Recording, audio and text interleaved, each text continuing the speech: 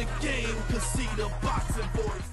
All right, Jack REISS, one of the more famous referees that the fight fans enjoy watching and enjoy seeing ref. Jack, how did you get into refereeing, man?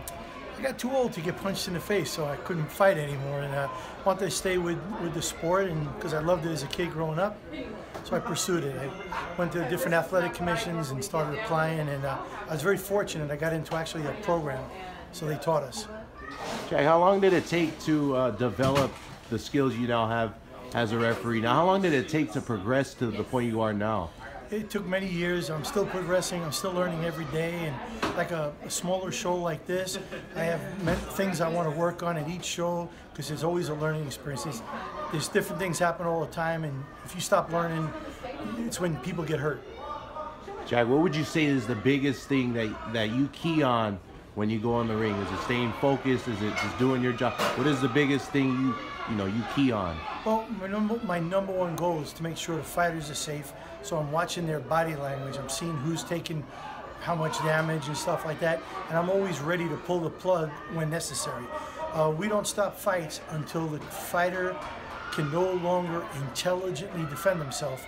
So I'm always watching that degradation of his body. When he started out, he was real fresh and strong, and I watch him take damage and get ready to stop it when I have to. That is so important you say that so that the people understand the perspective of a referee, because really, you don't hear too many referees coming out with, their opinion and how things move. I think it's good to bring your perspective into it so that people can understand. Yeah, we're watching very closely, and when the guy can no longer intelligently defend himself is when we're getting ready to pull the plug, or if his body language is such that he's not really in full control of his body, he can't defend himself. Definitely. So, now, Jack, last question here. I know you ref a variety of different weight class fights. Like I've seen you ref a couple of Deontay Wilder's fights, and I've seen you ref some of these smaller weight classes. Talk about the discrepancy in the size of the fighters and how that affects your refereeing. Great question. So with the bigger fighters, I don't have to move as much because they plot in a lot more and they don't use the whole ring as quickly. Where like when we did the Superfly a couple of weeks ago, I was running around like I was running track because those guys are fast. Sora Rungvisai and Estrada threw 1,550 punches. Heavyweights will throw 600, 700 for a fight. So you got to be on your toes with the smaller guys and really move.